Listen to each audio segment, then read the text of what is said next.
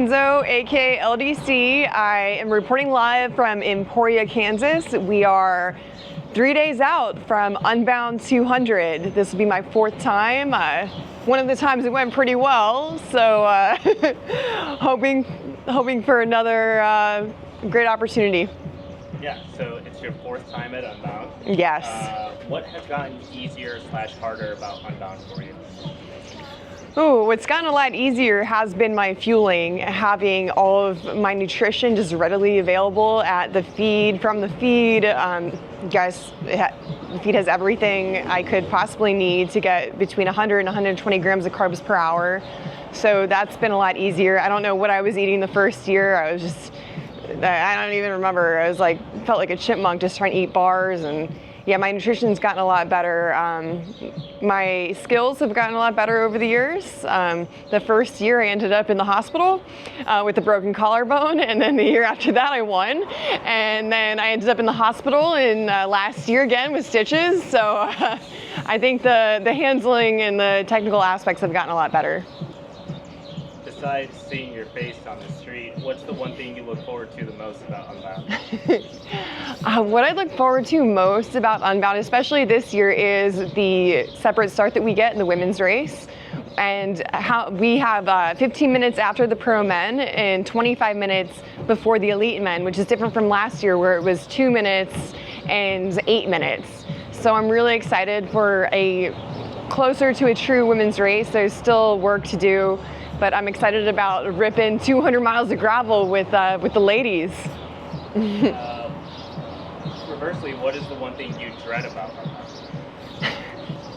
Unbound? Can anyone really say that they're not looking forward to hour 10, 11, or 12? It's just it's a big question mark. So I don't know what it's going to be like at hour 10, 11, or 12, but if I stay on top of my fueling, it should hopefully not be a near-death experience. What is your strategy for pacing an effort as big as Unbound? So for pacing, I think the trick is going to be not going out too hot. It's always very tempting when you get into a race, but you have to remember you have 200 miles to go. So just keeping that in mind and trying not to go too above threshold too much in the beginning, just to make the splits, sure, but just trying to keep it within myself. What does training look like / what was the longest ride before Unbound? Mm-hmm. Right, so for my training for Unbound this year, the name of the game has been big volume. My biggest week was 28 and a half hours. That was about 2 weeks ago. And several 25-hour weeks just all year. I did the US Pro Road Championships last weekend. It was a taper week, so I was I'm just gonna go do the Pro Road Nats. And that went well. I ended up in 5th. So that was pretty cool. Awesome to race with in an actual true all women's race. But yeah, the name of the game has been big volume. What's your headspace like during this race, and how do you manage the ebb and flow of motivation? I would say I never really struggle with motivation.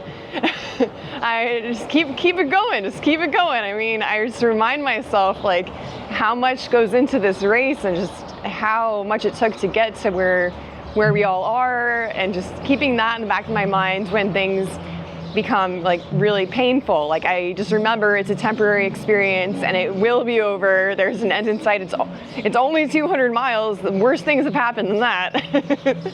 So yeah, just keeping that in mind.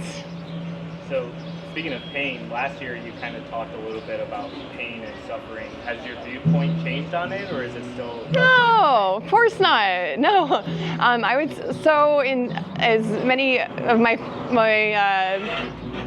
friends know, you guys know, in 2016 I suffered a nearly fatal traumatic brain injury, which led me to reconceptualize of the difference between suffering and pain. Now when I'm on the bike and my legs hurt, I'm just that's fine, whatever, that'll be over. But the suffering of coming back from something like that, you're just always you never know when it's gonna end. You're just grinding away, and you don't know. So I think it's very different when I'm choosing to put myself into a very painful situation.